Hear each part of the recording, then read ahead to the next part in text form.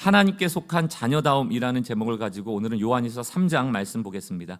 1절부터 10절 긴 구절이지만 우리 한 절씩 교독하여 읽도록 하겠습니다. 요한일서 3장 1절로 10절까지 제가 먼저 1절 읽고 교독하겠습니다. 보라, 아버지께서 어떠한 사랑을 우리에게 베푸사 하나님의 자녀라 일컬음을 받게 하셨는가. 우리가 그러하도다. 그러므로 세상이 우리를 알지 못함은 그를 알지 못함이라. 사랑하는 자들아, 우리가 지금은 하나님의 자녀라. 장래에 어떻게 될지는 아직 나타나지 아니하였으나 그가 나타나시면 우리가 그와 같을 줄을 아는 것은 그의 참 모습 그대로 볼 것이기 때문이니, 주를 향하여 이 소망을 가진 자마다 그의 깨끗하심과 같이 자기를 깨끗하게 하느니라. 죄를 짓는 자마다 불법을 행하나니 죄는 불법이라. 그가 우리 죄를 없애려고 나타나신 것을 너희가 아나니 그에게는 죄가 없느니라. 그 안에 거하는 자마다 범죄하지 아니하나니 범죄하는 자마다 그를 보지도 못하였고 그를 알지도 못하였느니라. 자녀들아, 아무도 너희를 미혹하지 못하게 하라. 의를 행하는 자는 그의 의로우심과 같이 의롭고 죄를 짓는 자는 마귀에게 속하나니 마귀는 처음부터 범죄함이라. 하나님의 아들이 나타나신 것은 마귀의 일을 멸하려 하심이라. 하나님께로부터 난 자마다 죄를 짓지 아니하나니 이는 하나님의 씨가 그의 속에 거하며 그도 범죄하지 못하는 것은 하나님께로부터 났습니다. 함께 읽습니다. 이러므로 하나님의 자녀들과 마귀의 자녀들이 드러나나니 무릇 의를 행하지 아니하는 자나 또는 그 형제를 사랑하지 아니하는 자는 하나님께 속하지 아니하리라. 아멘. 오늘 계속해서 요한일서 3장을 볼 텐데, 먼저 이 요한일서 3장은 1절 시작할 때 우리가 하나님의 은혜로 말미암아 아무 공로 없는데 그분이 우리를 사랑하여 주신 덕분에 우리가 하나님의 자녀가 되었다, 이렇게 선언을 합니다. 요한일서 3장 1절 상반절을 보세요. 보라, 아버지께서 어떠한 사랑을 우리에게 베푸사 하나님의 자녀라 일컬음을 받게 하셨는가. 이게 강조법 아닙니까? 세상은 이해할 수 없는 사랑을 우리에게 주셔서 우리가 하나님 자녀 됐다는 거예요.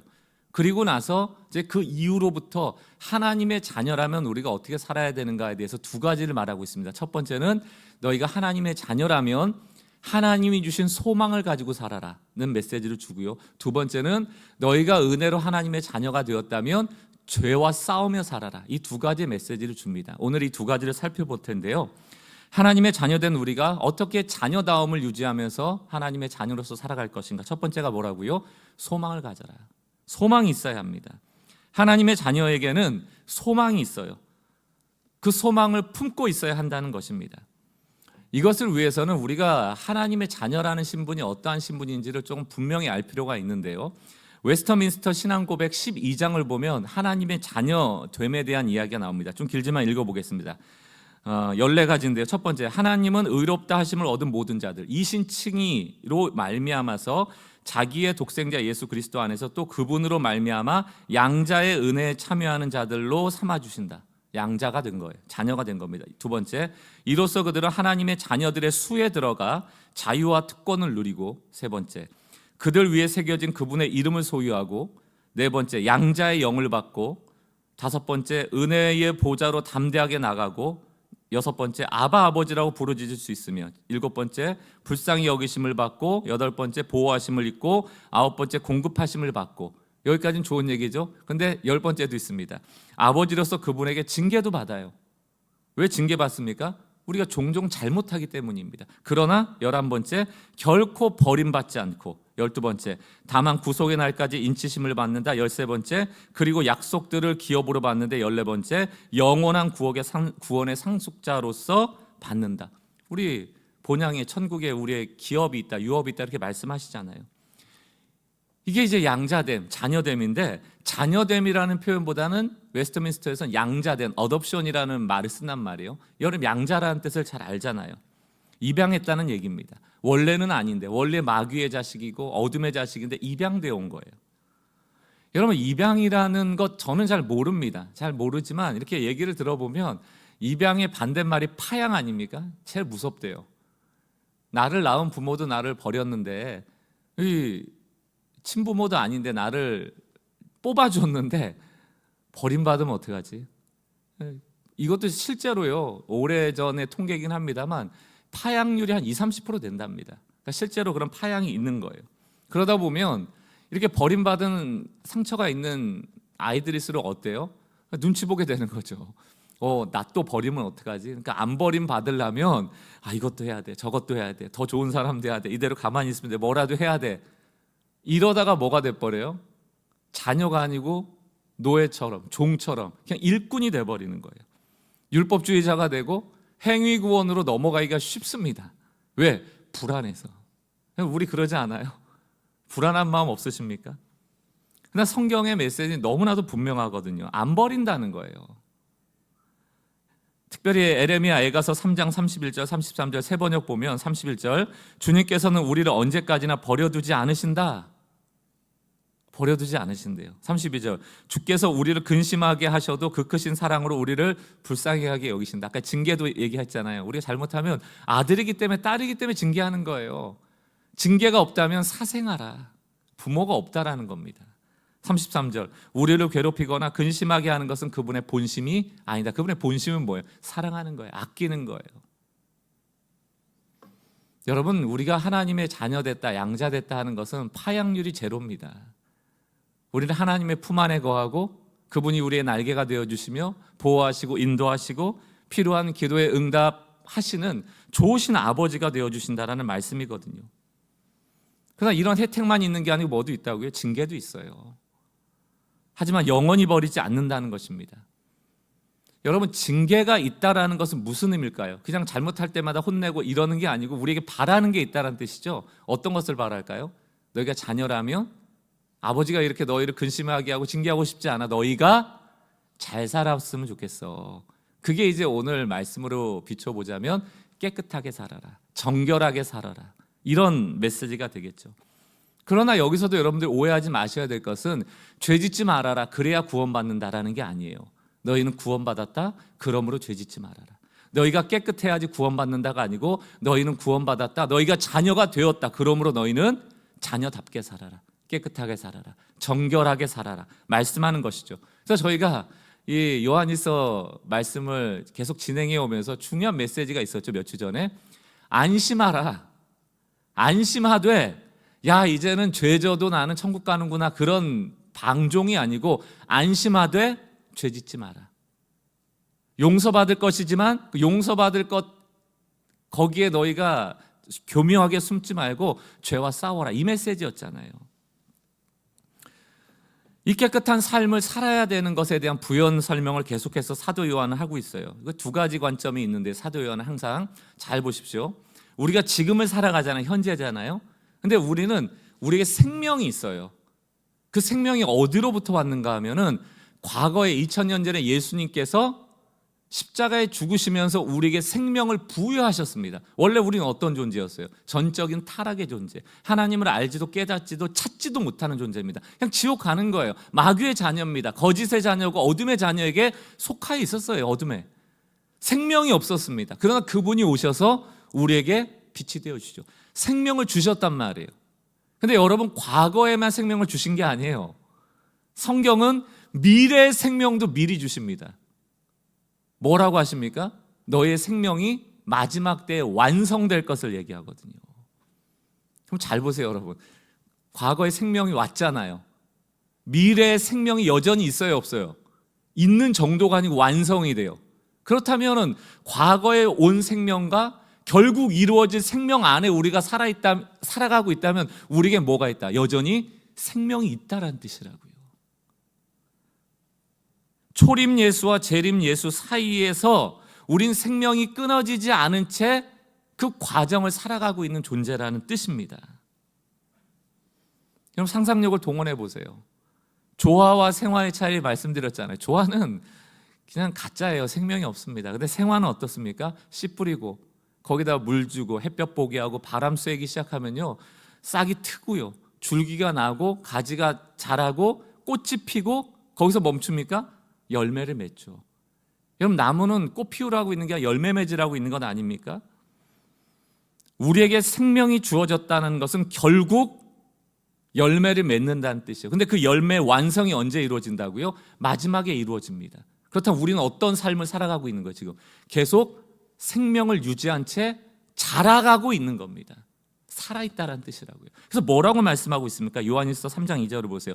사랑하는 자들아, 우리가 지금은 하나님의 자녀라. 장래에 어떻게 될지 아직 나타나지 않았다. 하나님의 자녀라는 게 뭡니까? 예수 그리스도로 말미암아 전적 타락했던 너희가 예수를 믿음으로 생명이 왔다라는 거예요. 자녀가 됐다라는 것은 너희 살아있다, 생명이 있다, 하나님 안에 있다, 이 뜻입니다.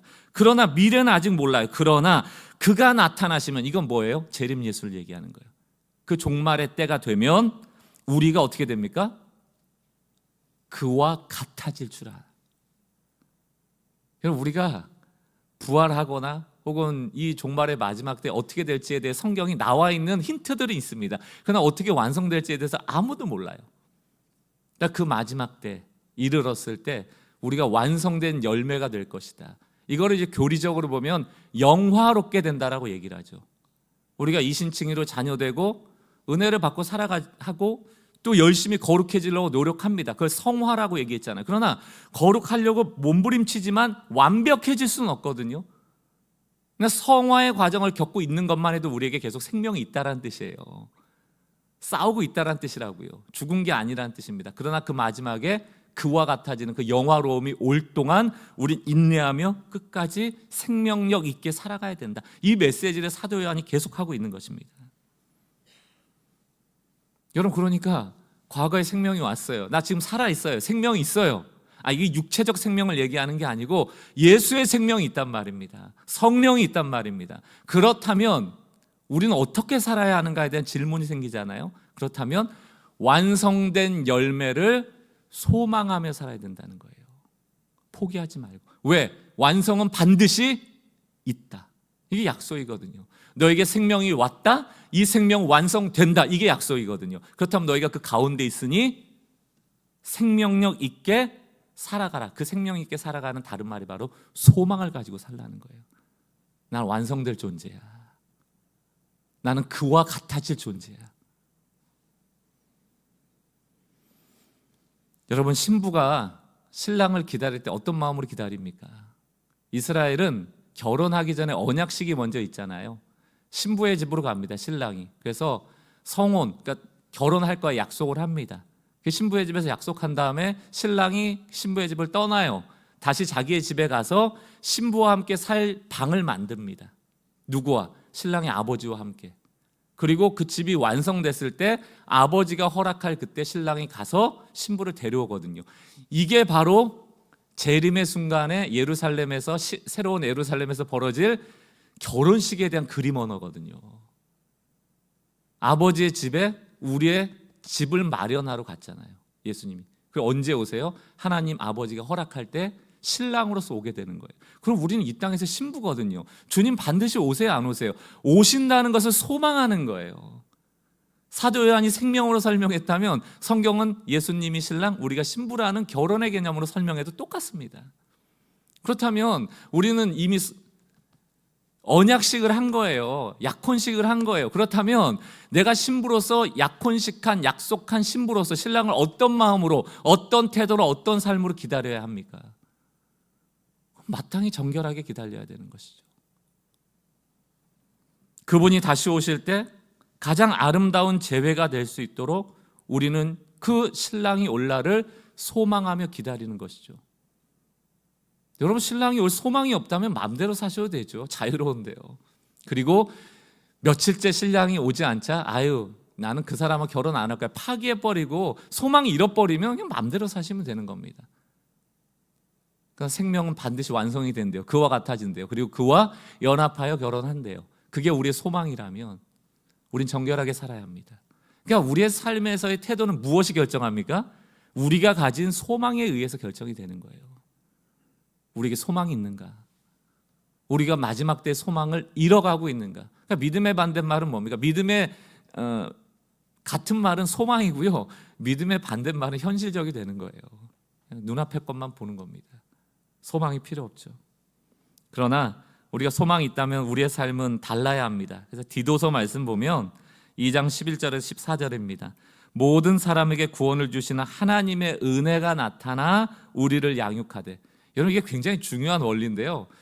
가끔씩 은혜 강조하면은 성도들이 불안해해요. 목사님 그래도 해야 될 것과 하지 말아야 될 것도 얘기하고 복과 저주도 얘기하고 심판도 얘기해서 사람들이 좀 두려워하게 해야 되는 것 아니냐고. 근데 여러분, 성경의 원리는 그렇게 무서운 율법주의를 가지고 심판을 가지고 저주를 가지고 양육하는 게 아니고요, 하나님의 나타난 은혜가 우리를 양육하는 겁니다. 은혜가 우리를 생명력 있게 자라가게 하는 것이, 율법주의는 절대 생명이 없어요. 거긴 저주만 있을 뿐입니다. 율법의 마지막이 뭐예요? 저주거든요. 심판이거든요. 헤어나올 수가 없어요. 디도서에서는 하나님의 은혜가 나타나 우리를 양육하되, 뭐라고 어떻게 양육합니까? 경건하지 않은 것과 이 세상 정욕을 다 버리고 신중함, 의로움, 경건함으로 이 세상에 살고, 이게 소망을 계속 갖고 산다는 얘기입니다. 13절, 복스러운 소망과 이렇게 돼 있잖아요. 그 소망은 실체 없는 그냥 희망 고문 같은 게 아니에요. 되면 좋겠다, 그래도 우리가 이런 의지라도 가지고 살, 이게 아니고 복된 소망, 실제로 되어질, 나타날, 하나님의 약속은 반드시 이루어질 그 믿음의 소망이라는 뜻입니다. 복스러운 소망과 우리의 크신 하나님 구주 예수 그리스도의 영광이 나타나심을 기다리게 하였으니. 14절, 그가 우리를 대신하여 자신을 주심은 모든 불법에서 우리를 속량하시고 우리를 깨끗게 하사, 그 뒤가 중요하죠. 너희가 생명이 있다면, 이 땅에서 소망이 있다면 어떻게 살아야 돼? 선한 일을 열심히 하는 자기 백성이 되게 하려 하심이라. 생명을 가진 자로 살게, 소망이 있다면 우리가 어떻게 살아야 될까? 선한 일에 열심을 내어 살아가라는 것 아닙니까? 이렇게 양육해 간다는 거예요. 결국 우리를 뭐가 양육합니까? 소망이 양육하는 거라니까요. 정말로 그것이 이루어질 것을 믿는 사람은 선한 삶을 통하여 하나님의 선하심을 드러내게 돼 있는 것입니다. 심판과 저주로 쏟아른다고 바뀌는 게 아니에요. 저희가 이러한 삶을 살아갔으면 좋겠어요. 이 땅이 전부가 아니지 않습니까? 주님이 약속하신 그 약속이 있잖아요. 오직 복스러운 소망, 다시 예수님이 나타나실 그날을 기다리는 정결한 신부로, 아버지의 유업을 얻을 하나님의 자녀로 여전히 오늘 이 땅에서도 살아가길 주께서는 원하신다는 것입니다. 로마서 13장 11절에서 14절 말씀입니다. 또한 너희가 이 시기를 알거니와 자다가 깰 때가 벌써 되었으니 이는 이제 우리의 구원이 처음 믿을 때보다 가까웠습니다. 이게 종말이 온다라는 메시지잖아요. 12절, 밤이 깊고 낮이 가까웠으니 그러므로 우리가 어둠의 일을 벗고 빛의 갑옷을 입자, 이렇게 되어 있습니다. 갈라디아서에는 우리가 예수와 함께 세례할 때 예수 그리스도로 옷 입었다, 이렇게 표현하거든요. 13절, 낮에와 같이 단정히 행하고 방탕하거나 술 취하지 말며 음란하거나 호색하지 말며 다투거나 시기하지 말고. 14절 같이 한번 읽습니다. 시작. 오직 주 예수 그리스도로 옷 입고 정욕을 위하여 육신의 일을 도모하지 말라. 사실 우리가요, 이게 상징적인 얘기지만 우리 모든 옷에 좀 자수를 새겨야 돼요. 난 예수의 사람이다, 예수님 다시 오신다, 난 그걸 믿고 살아가는 사람이다. 근데 그런 거 창피해서 못 입죠. 예, 막 명품 있으면 막 그건 안 뜯고 라벨도 안 뜯고 입는데, 뭐 예수님 이름 있으면 다 뜯어버리고 입고 싶죠. 창피하니까. 이게 우리의 현 주소예요. 날마다 옷을 입을 때 여러분 거울 앞에서 뭘 그렇게 신경 쓰세요? 결국은 남이 나를 어떻게 볼까? 그거에 몰두하는 것 아닙니까? 내 머리를, 내 얼굴을, 내 옷을, 사람이 나를 어떻게 볼까? 나를 혹시 무시하지는 않을까? 내가 그래도 좀 있어 보여야 되지 않을까? 그런 것들이 나를 증명하고 나의 신분을 드러낸다라고 착각할 때가 얼마나 많아요. 그러나 그런 겉옷이, 우리의 화려한 치장이 오히려 예수 그리스도로 옷 입은 그 옷을 가리고 있는 것은 아니냐 말이죠. 저는 우리가 좀 실천했으면 좋겠습니다. 작은 실천이 우리를 바꿔나가거든요. 그럼 밖에 나가실 때 옷 걸쳐 입고 거울 앞에 설 때마다 좀 자기 자신에게 선포하세요.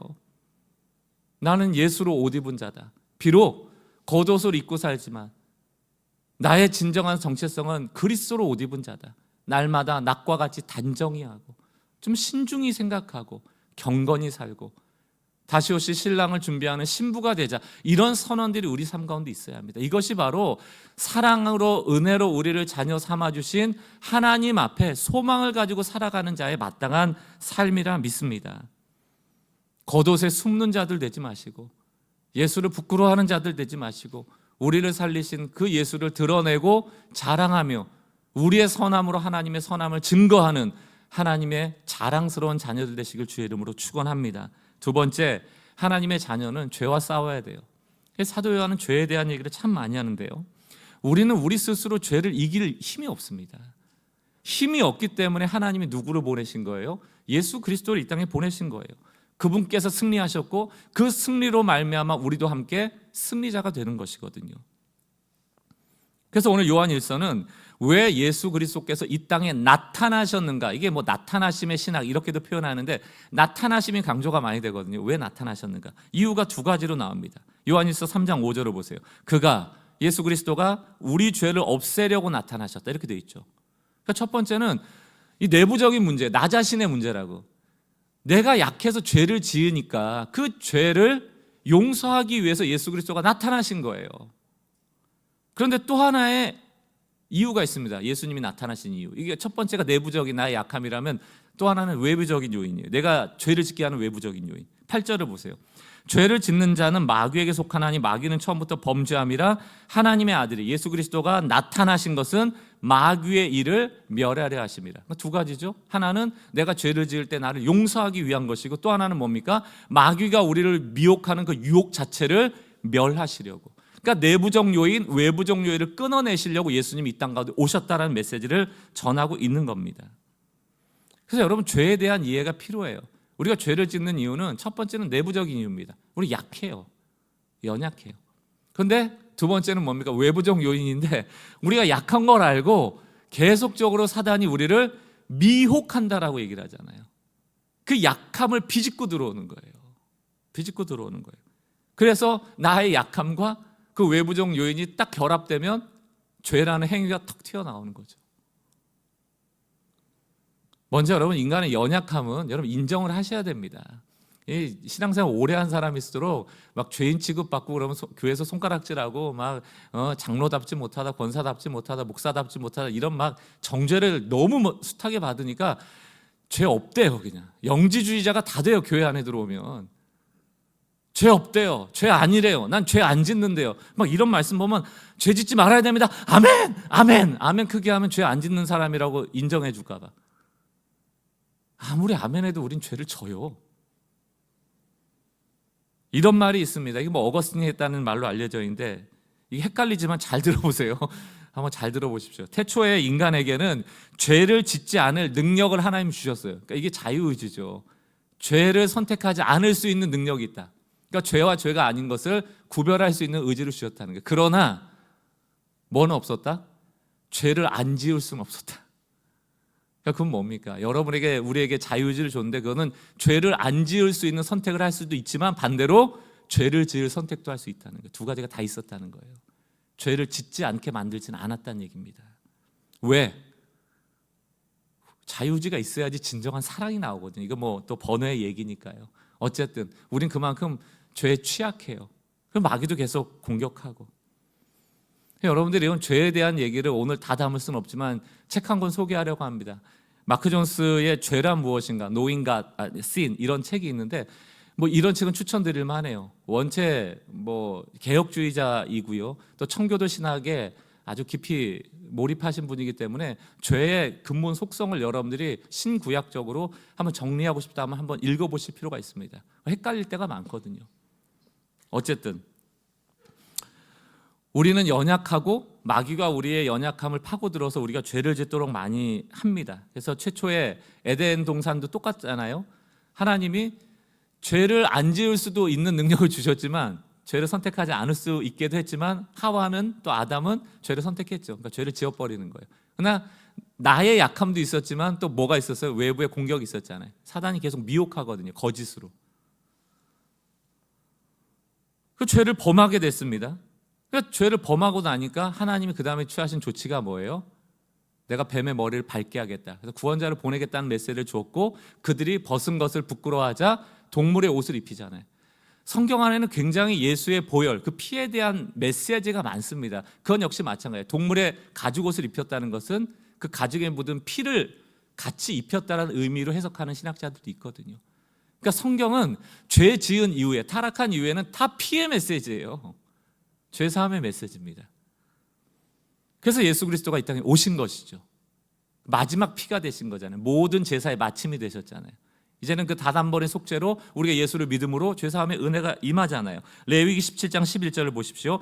육체의 생명은 피에 있습니다. 내가 이 피를 너희에게 주어 제단에 뿌려 너희의 생명을 위하여 속죄하게 하였나니 생명이 피에 있으므로 피가 죄를 속하느니라. 예수님 오신 거예요. 그래서 히브리서도 뭐라고 되어 있습니까? 피 흘림이 없이는 죄사함이 없다.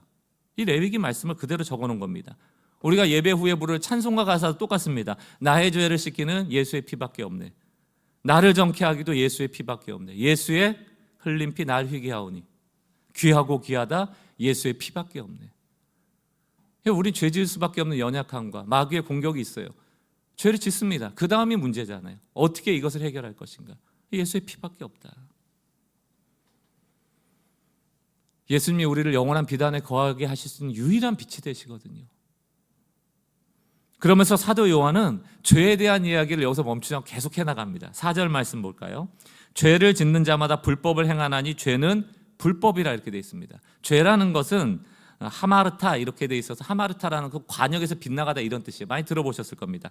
로마서 3장 23절 보면 모든 사람이 죄를 범하였음에 하나님의 영광에 이르지 못하더니 우리의 관역은 하나님의 영광에 이르는 것이거든요. 근데 하마르타 그 죄가 하나님의 영광이라는 관역에 이르지 못하도록 빗나가도록 한다. 이게 죄예요.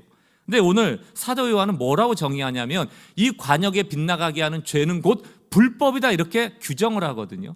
불법이 뭐냐? 그건 헬라어로 아노미아 이렇게 씁니다. 아노미아. 이 노미아라는 건 노모스 율법이라는 뜻이고요. 아는 부정어입니다. 다시 말하면 불법은 율법이 없다라는 뜻이에요.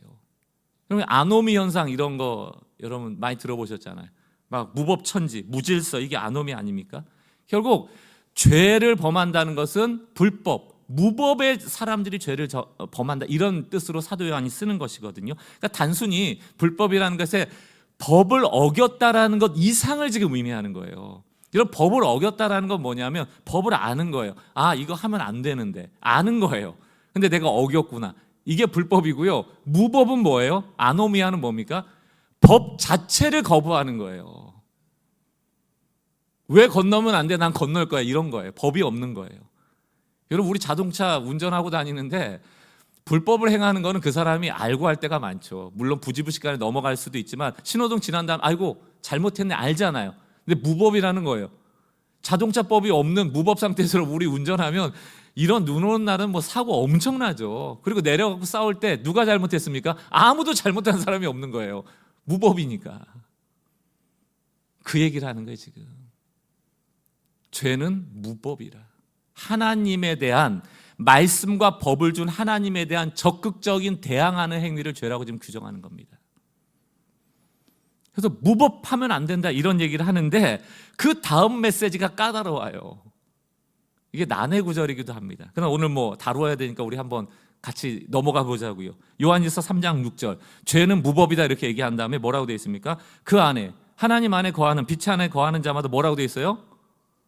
범죄하지 않는데요. 범죄하면 뭐래요? 그를 보지도 못하고 그를 알지도 못한다. 이거 하나님 자녀 아니라는 거 아닙니까? 또 9절에 뭐라고 되어 있습니까? 하나님께로 났다면 너희 거듭났다면 너희 이신칭이 받았다면 너 하나님 자녀라면 뭐라고 되어 있어요? 죄를 안 짓는데요. 만약에 죄를 안 짓는 이유가 뭐냐면 하나님의 씨가 그에 속하며 너희가 죄를 지으면 뭐래요? 하나님께로부터 난 자가 아니라는 얘기를 하고 있는 거예요. 우리에게 절망적인 소식 아닙니까? 이번 주에 여러분 죄 짓고 오셨어요? 안 짓고 오셨어요? 짓고 왔으니 오늘 하나님이 여러분에게 뭐라고 말씀하시는 거예요? 너는 내 자녀 아니다. 다들 집에 가라. 이 말씀의 근거하면 그런 거예요. 이게 도대체 무슨 얘기인가? 우리의 구원을 흔드는 얘기 아닙니까? 죄 지을 때마다 절망하는 얘기 아닙니까? 근데 여러분 이 말씀을 잘 보면 이미 요한일서 1장과 2장을 거쳐오면서 이 말씀과 대조적인 얘기를 우리는 듣고 왔어요. 예를 들어 요한일서 1장 10절을 보십시오.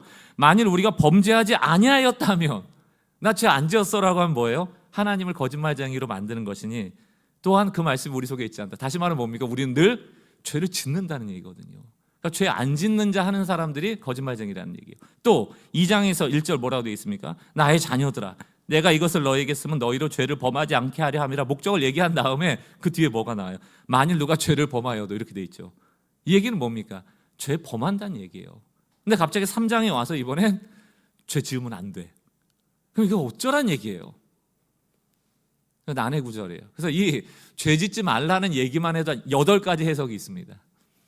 그 중에서 가장 조금 대표적으로 많이 쓰는 해석은 여기서 죄라는 것은 습관적이고 지속적인 중독과 같은 죄, 그런 것들을 얘기한다, 이렇게 해석할 때가 많은데 뭐 그것도 8가지 중에 하나고요. 그러나 오히려 이 전체 맥락에서 이 내용을 보려면 4절 말씀, 죄는, 여기서 말하는 죄는 무법이라와 연관해서 해석할 필요가 있어요. 그리고 오늘 우리가 다루지 못하지만 오늘 사도 요한은 오늘 1절에서 10절까지 안에 마귀의 자녀와 하나님의 자녀를 대조하고 있거든요. 다시 말해서 마귀의 자녀로서 짓는 죄가 있어요. 하나님의 자녀로서 짓는 죄가 달라요. 마귀는 어때요? 무법이에요. 하나님을 적극적으로 대항합니다. 하나님의 법을 무시합니다. 하나님의 법을 따르질 않아요. 그러나 하나님의 자녀의 죄는 뭘까요? 따르고 싶은 거예요. 주님 사랑하는 마음이 있는 거예요. 말씀을 들을 때마다 아멘 하는 거예요. 근데 우리 약해요. 우리에게 하나님이 허락하신 자유의지를 가지고 죄를 짓지 않을 수 있는데 죄를 선택하기도 하고, 거기다가 뭐가 있어요? 여전히 지금 국지전이 벌어지고 있는 마귀들이 우리를 공격한다, 넘어질 때가 있다는 것이죠. 예를 들어 볼게요, 여러분. 뭐 점심 약속으로 부모님하고 약속을 했어요. 뭐 12시에 우리 어디에서 만나자 약속을 했습니다. 근데 마귀적인 죄는 뭐냐면 약속 이거 싫은 거예요. 그냥 엄마 아빠 너무 믿고 한번 골탕 먹어봐라, 이런 나쁜 마음을 갖는 거예요. 안 나가는 거예요. 일부러 늦게 가는 거예요. 늦게가 나타나서도 미안하다 얘기해요, 안 해요? 안 하죠. 왜? 12시라는 약속 자체를 무시했으니까. 의미가 없거든요. 나는 이 사람 괴롭히는 게 목적이거든. 뻔뻔해요. 그러나 부모님을 사랑하여서 오늘 정말 맛있는 식사를 대접하기 위해서 약속을 했는데, 예를 들어 우리가 게을러 맨날 옷 입고 뭐 이러느라고 늦어, 그런 것도 있을 수 있잖아요. 예기치 못한 무슨 사건이 있었어, 혹은 내가 약속 지키기에 좀 습관이 둔해, 이런 사람도 있잖아요. 10분 5분 늦는 사람들 있잖아요. 그래서 늦었어. 그건 어때요? 부모의 마음에 아픔은 주죠. 상처는 남는 거예요. 이 녀석이 날 무시하나? 왜 시간 안 맞춰 왔지? 그러나 그 자녀가 정말 상처를 주고 부모를 무시해서 늦은 거예요? 아니죠. 사랑하는 마음이 있는 거예요. 그래서 마귀는 뻔뻔하게 미안하다 얘기를 안 하지만 하나님의 자녀들은 주님 사랑하는 마음이 있기 때문에, 율법이 옳은 것을 알기 때문에 늘 죄를 짓고 어떤 마음이 옵니까? 양심에 꺼리낌이 오는 거예요. 죄에 대한 아픔이 오는 거예요. 그런데 하나님이 뭐라고 얘기해요? 여기 더해서 사랑하는 내 아들아, 내 딸아, 너는 죄로 인한 죄책을 바라보지 말고 그 죄를 용서하는 예수를 바라보라는 거예요. 여기에 은혜의 역설이 나옵니다.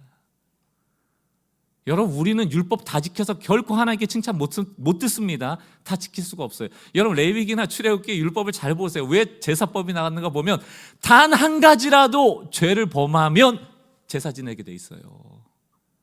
단 한 가지라도. 우리 그렇게 못합니다. 근데 하나님 뭐라고 그래요? 예수가 나타나심은 너희 죄를 용서하기 위한 거야. 그러므로 너희는 너의 죄로 말미암아 절망하지 마. 여러분, 절망한다는 건 뭔지 아세요? 자기를 과대평가하는 거라니까요. 나 그럴 사람이 아닌데 그랬어, 이런 거예요. 우리는 원래 그럴 사람이에요.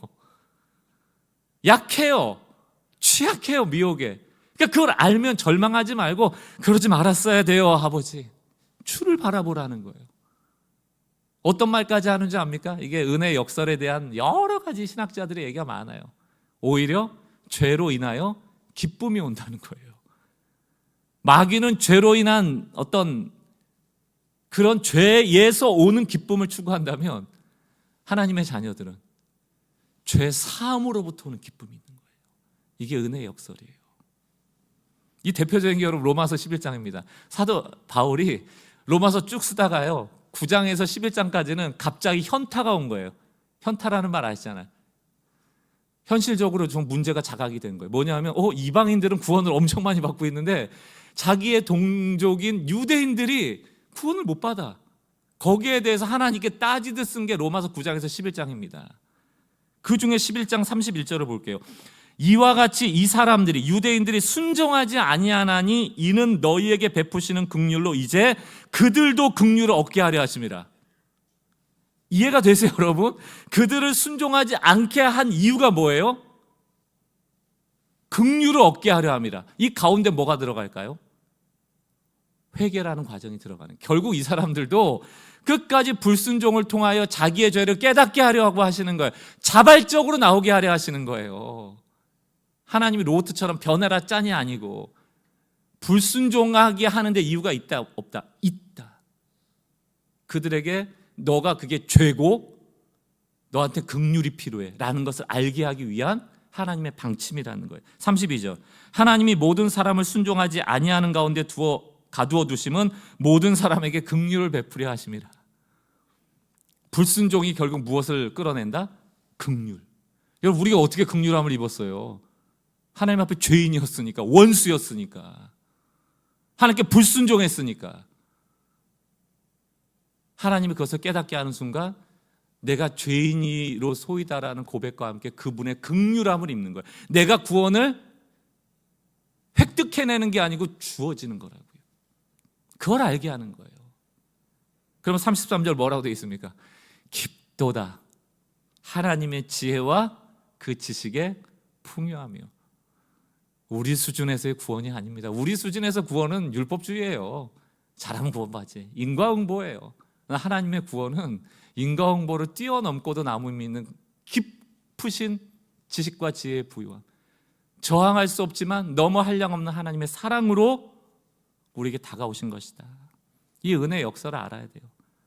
그래서 신학자 토마스 아퀴나스는 신학대전에서 이런 말을 했다고 합니다. 오 복된 죄여, 이렇게 얘기를 합니다. 펠릭스 쿨파 이러는데, 복된 죄여, 복된 범과여, 복된 오류여, 복된 불순종이요. 그럼 어떻게 불순종이, 우리의 오류가, 우리에게 범죄가 복될 수가 있어요?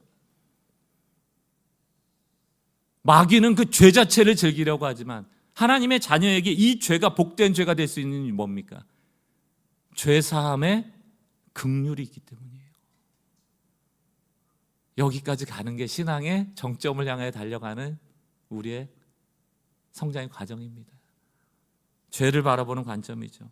그리스도인이 해야 될 가장 주된 임무는 죄가 있음에 대하여 회피하는 게 아니고요, 죄 없는 척하는 게 아니고요, 자신의 죄를 자각하고 인정하고, 루터가 얘기했던 것처럼 우리는 구원받은 의인이지만 여전히 죄인이라는 인식을 갖는 거예요. 그럼 신앙이 자라면 자랄수록 죄에 대해서 어떨까요? 훨씬 더 감각이 예민해진다. 죄가 많아진다니까요. 예전엔 죄로 보지 않았어요. 무법이었단 말입니다. 그러나 이제는 그것이 죄인 줄 알게 되거든요.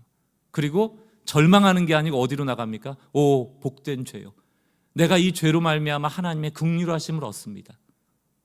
이 신앙으로 나가는 겁니다. 사랑하는 성도 여러분, 우리는 무법자가 아니에요. 우리는 다 율법을 알죠. 하나님이 어떻게 살라는 거 우리 다 마음에 품고 있잖아요. 근데 왜 그거 못해요? 약해서 그래요.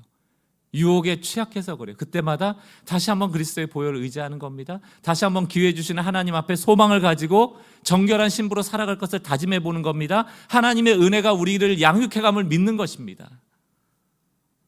하나님은 우리에게 완벽함을 요구하시는 것이 아니고 방향성을 요구하거든요. 방향성이 뭡니까? 하나님의 선하심을 추구하는 삶이에요. 추구하다 보면 어때요? 실족하죠. 또 넘어지죠. 죄 때문에 무너지죠. 그러나 그 방향을 놓치지 않고 계속해서 가는 거예요. 언제까지? 우리가 완성된 그날까지, 영화로운 그날까지. 우리 이 땅에 발을 딛고 있는 동안 그 유혹과 미혹과 넘어짐을 기꺼이 일어나며 오뚜기 신앙을 가지고 또 걸어가는 거예요. 이사야 32장 8절, 요 근래 돌방 묵상하면서 우리가 읽었던 한 구절이기도 합니다. 우리 같이 한번 읽어볼까요? 시작. 존귀한 자는 존귀한 일을 계획하나니 그는 항상 존귀한 일에 서리라. 하나님의 자녀라면 비록 넘어질 때가 있지만 하나님의 긍휼하심을 잊고 다시 일으켜주시는 하나님의 손을 잡고 하나님이 기뻐하시는 일을 향하여 그 방향으로 나가십시오. 비록 완전하지 못할지라도, 완벽하지 못할지라도, 부족할지라도 하나님의 긍휼하심을 우리는 끝까지 우리에게 주어진 유업을 향하여 걸어갈 것입니다. 하나님의 자녀다운 삶을 살아가십시오. 소망을 가지세요. 신랑이 오십니다. 두 번째는 뭐예요? 죄와 싸워가십시오. 절망하지 마시고 하나님을 바라봄으로 복된 죄라는 이 어거스틴의 고백이 우리의 고백되는 한 주가 되시기를 주의 이름으로 축원합니다. 우리 같이 한번 찬양했으면 좋겠어요. 어떤 상황에서도 하나님만 바라보세요. 나에게 절망하는 것도 교만이에요. 언제부터 우리가 대단한 존재라고 절망을 합니까? 내 인생이 절망이었고 내 인생이 어둠이었는데 하나님이 이만큼 이끌어 주시고 우리가 지금 빛 가운데 있잖아요. 절망할 거 없어요. 다시 하나님 바라보시면 됩니다. 우리 다시 일으켜 세우실 그 주님을 향하여 우리 한번 찬양하고 우리 기도했으면 좋겠어요. 나의 영혼이 잠잠히 하나님만 바라봅시다. 나의 영혼이 잠잠히 하나님만 바라비어. 나의 구원은 그에게만 있습니다. 나의 구원이 그에게서 나는 도다. 절망한 나의 영혼에게 명하십시오. 나의 영혼아 어떤 상황에서도 잠잠히 하나님만 바라라. 나의 소망이 저에게서 나는 도다. 오직 주만이 나의 반석 나의 구원이시니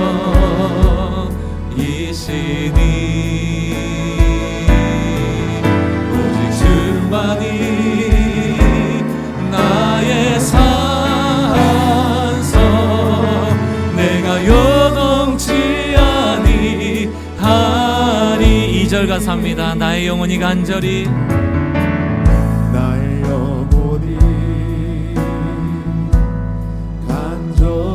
여호와의 은혜를 갈망합니다. 그럼 어떤 상황에서도 여호와를 찬양하겠습니다.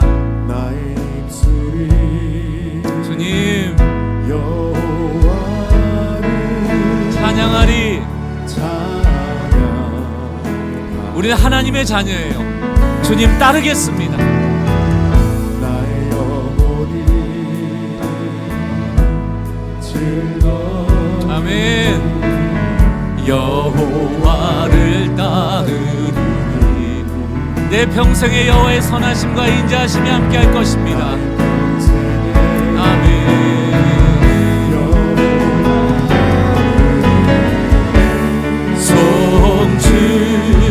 송축하리. 오직 주만이 나의 반석 나의 구원. 선포합시다.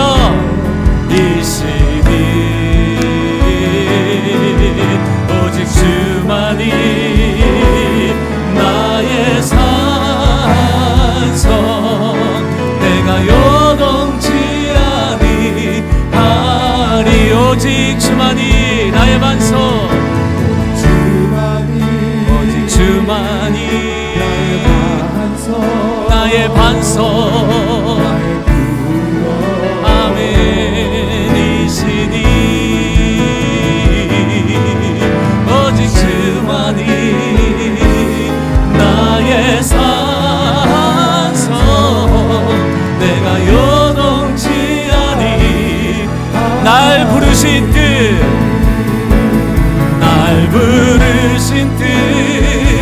내 생각보다 크고 날 향한 계획 나의 지혜로 증량 못하나 가장 좋은 길로 가장 완전한 길로 오늘도 날 우리의 구원을 하나님께 온전히 맡겨드리며 날 부르신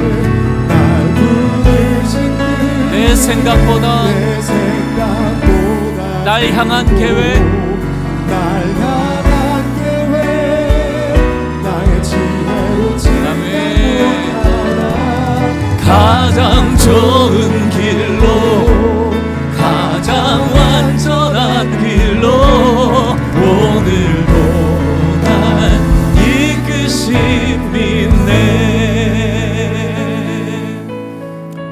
함께 말씀을 놓고 하나님의 임재 안에 머물러 계시고 또 회개하시고 또 재헌신하시고 몰랐던 사실 그 진리로 말미암아 자유한 마음이 있다면 감사의 기도를 올리십시오.